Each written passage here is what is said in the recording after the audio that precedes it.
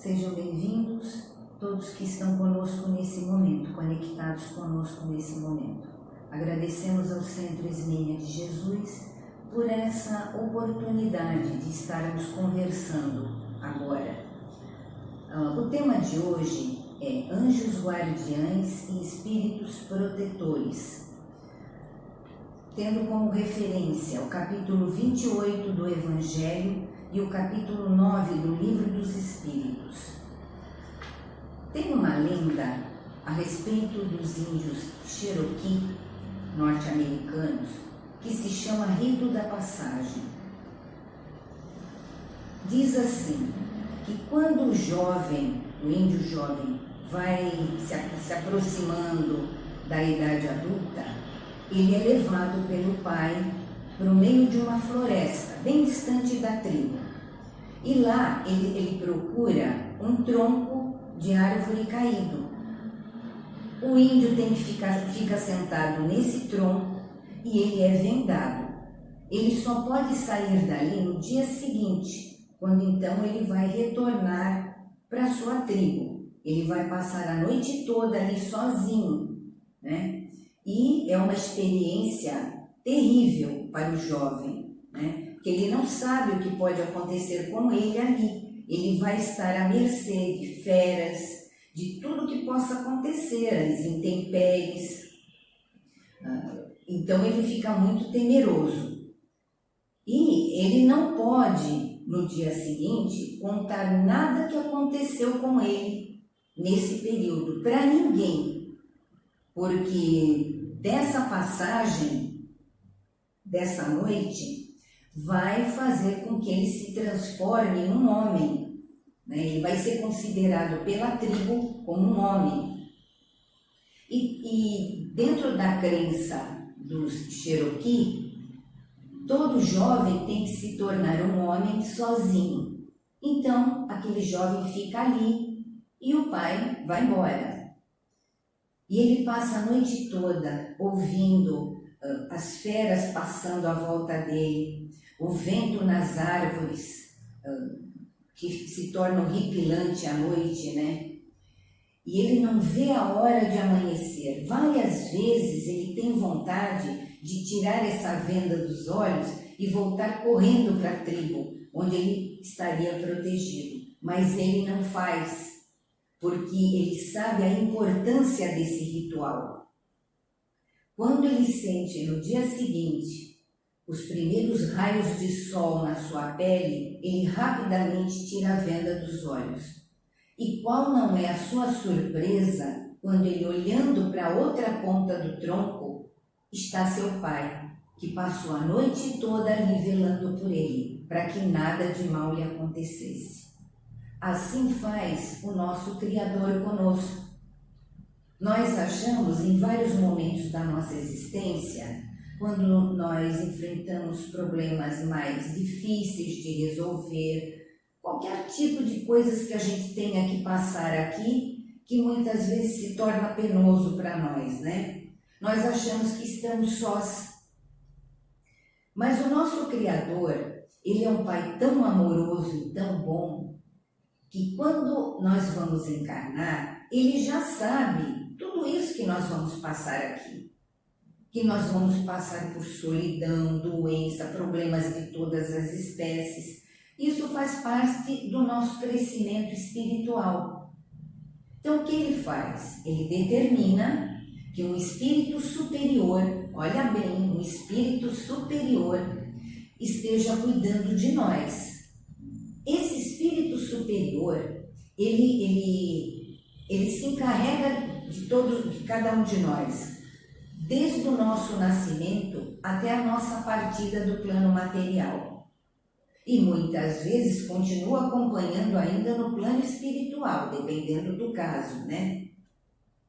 Então esse espírito, ele tem como função não impedir a gente de fazer um monte de besteira que a gente gosta de fazer.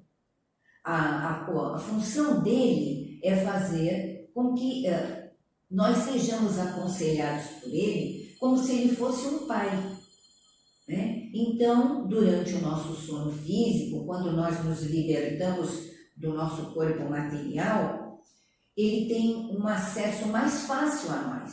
E é nesse momento que eles aproveitam para dar os bons conselhos, mostrar o caminho que nós estamos seguindo, que muitas vezes não é muito bom, mas nós é que vamos decidir o caminho que queremos seguir, eles não vão impedir.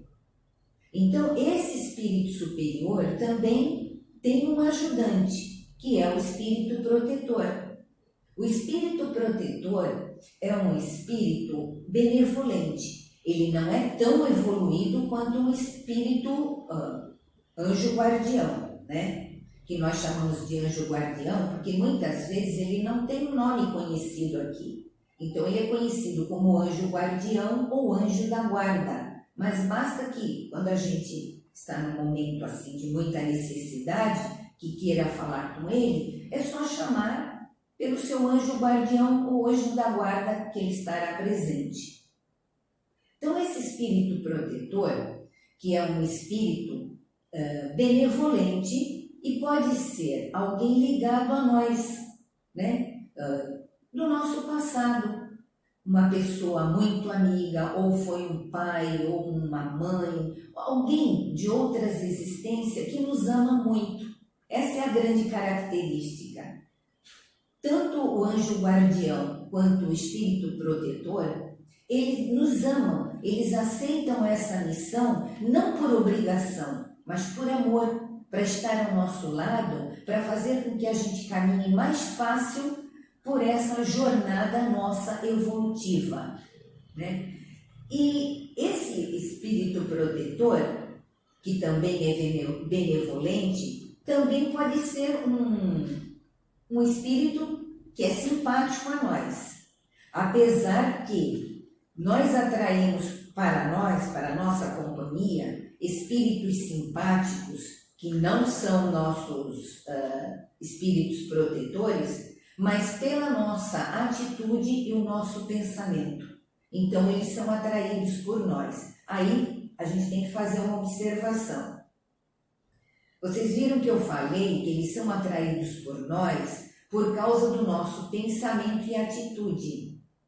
Então, aqueles que atraímos vão ter a mesma afinidade com aquilo que nós estamos fazendo no momento. Por exemplo, se eu abro o Evangelho aqui, eu vou atrair para o meu lado espíritos simpatizantes com essa atitude, certo?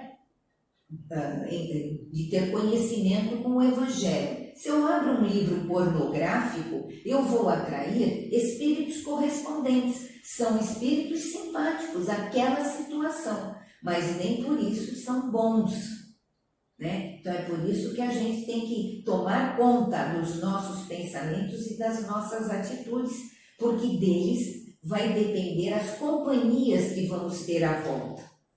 Bom, aí na questão 495 do Livro dos Espíritos, o Kardec faz uma pergunta aos espíritos que ajudaram na codificação, né? Ele pergunta assim: o espírito protetor, ele se afasta do seu tutelado quando ele percebe que ele não segue seus bons conselhos? E quem responde para Kardec é o Santo Agostinho e São Luís, que respondem para ele. Então eles dizem assim, que sim, que quando o espírito protetor ele percebe que o seu tutelado aceita mais os conselhos maus do que os bons, não o ouve de jeito nenhum, ele se afasta. Mas ele retorna logo que a pessoa tenha um bom pensamento e que solicite a presença deles, né?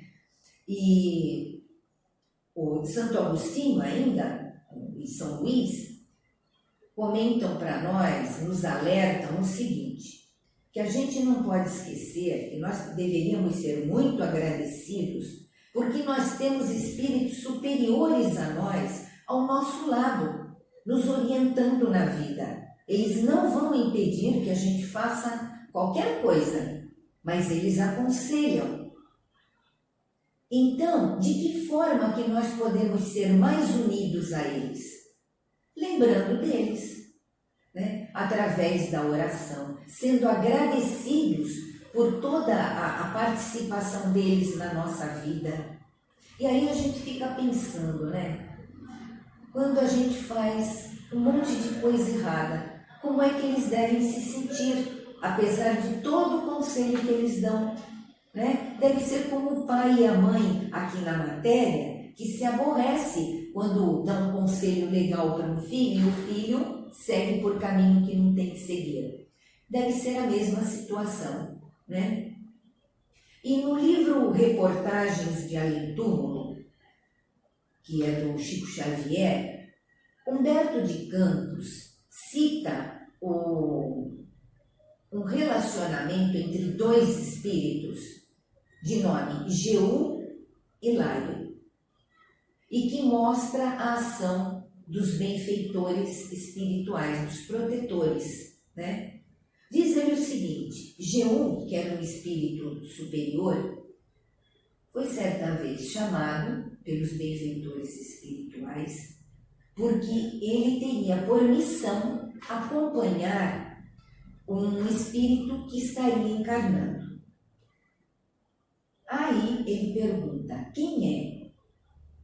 E o benfeitor diz para ele: é um espírito que é muito caro a você, que há muito tempo você está esperando essa oportunidade. Aí ele diz: é Laio? E os espíritos confirmam: sim, é ele. E ele fica felicíssimo, porque ele vai ter a oportunidade de acompanhar esse espírito na sua caminhada evolutiva, nessa encarnação.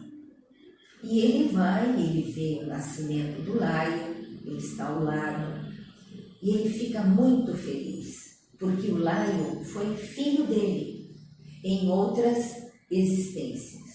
Mas um filho muito rebelde, aquele filho que é o rebelde sem causa, né? E deu muito trabalho para ele, apesar de todo o amor que ele dedicava a esse filho. O filho nunca reconheceu todo o carinho e amor que esse pai dedicou para ele. Então, ele pediu muito a Deus que desse essa oportunidade de ele estar ao lado desse filho para tentar levá-lo pelo caminho do bem. E foi concedido. Então, Laio encarna, né? E Jeú o segue maravilhado com ele, sempre dando bons conselhos, ajudando, facilitando tudo, até para a mãe e para o pai do Laio, para que eles tivessem mais tempo para dedicar à criança. E Laio vai crescendo, vai para a escola, Jeú sempre protegendo ele, fazendo com que ele aprenda mais fácil as lições na escola, os seus relacionamentos com os amiguinhos, com o professor e tal. E ele está muito feliz, até que Laio chega à idade da adolescência. Aí tudo começa a se modificar. Ele começa a questionar a autoridade dos pais, dos professores, cria problemas na escola, quer parar de estudar, depois que se forma não quer trabalhar, não havia meio de conduzi-lo pelo caminho correto. Começa a ter companhias indesejáveis e por mais que Jeú estivesse ao lado dele, o aconselhando, chamando a atenção dele para esses fatos, né, que ele estava fazendo. E para os pais era só desgosto em cima de desgosto. Ele dilapida através da sua vida boêmia os bens da família, fazendo com que os seus pais até desencarnem mais cedo, né? Abandonem a matéria mais cedo de tanto desgosto com ele. E assim vai, até que ele conhece uma moça. E Jeú começa a ficar mais animado. Bom, acho que ele vai se apaixonar. Então, acho que vai solucionar o problema. Quando ele se apaixona por essa moça, Aí ele arruma um emprego, com muito custo ele arruma um emprego, sempre reclamando que o emprego não estava à altura, aquela conversa, né? Daqueles que sempre reclamam sem causa, né? E casa-se com a moça. Passou um tempo, logo depois dos primeiros tempos de casado, infelizmente ele volta a estaca zero. Já não quer mais trabalhar, não cumpre as suas obrigações de esposo, não quer saber de nada. E aí Jeú começa a se desesperar de novo, porque vê que aquele filho vai voltar ao que era. Mas ele é premiado com 3 filhos. 3 filhos vêm formar aquela família. Um de cada vez, né? Veio o primeiro, veio o segundo, veio o terceiro, mas o amadurecimento do Laio era o mesmo. As esperanças de Jeú que ele se transformasse por causa da vinda dos filhos foi por água abaixo, né? Aí ele começa a querer ver uma outra solução para aquilo. E nessa procura da solução, ele percebe uma coisa, que além do Laio estar indo por caminhos errados, ele estava também levando os filhos pelo mesmo caminho.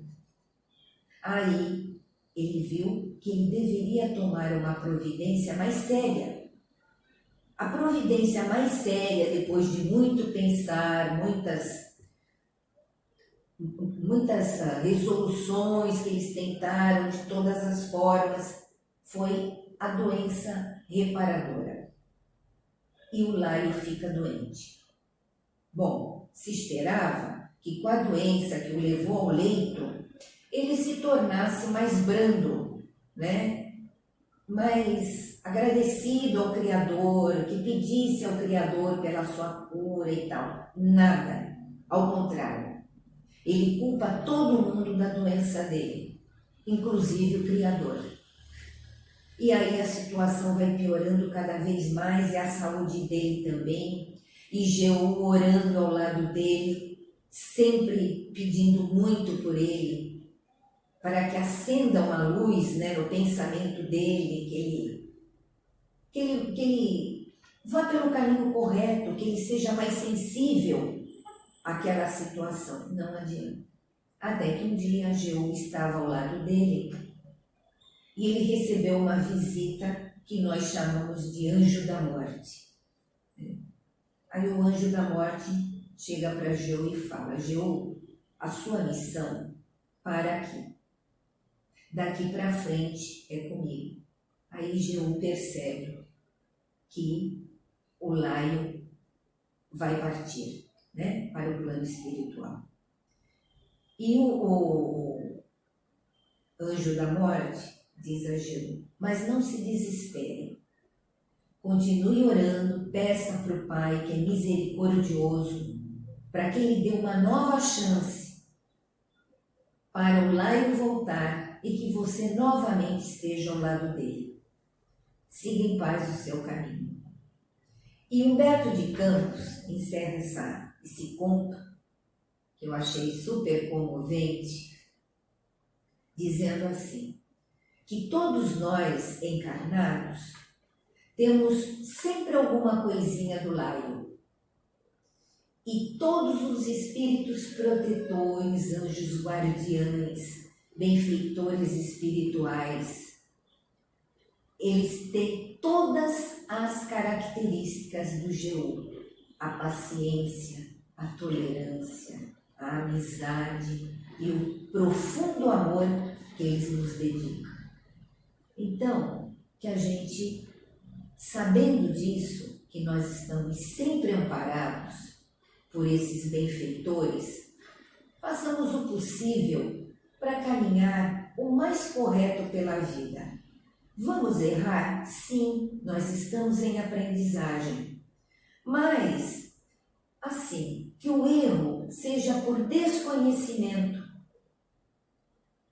e não por vontade própria, porque nós temos o nosso livre-arbítrio, mas muitas vezes não sabemos como utilizá-lo.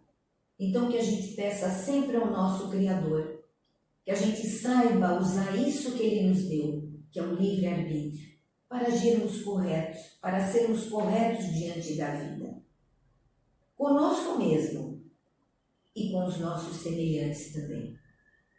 Então eu só desejo para todos nós, neste momento, muita paz no nosso coração e muito apreço a todos aqueles que estão ao nosso lado, fazendo a nossa caminhada mais tranquila. Muita paz. Que Jesus nos abençoe agora e sempre.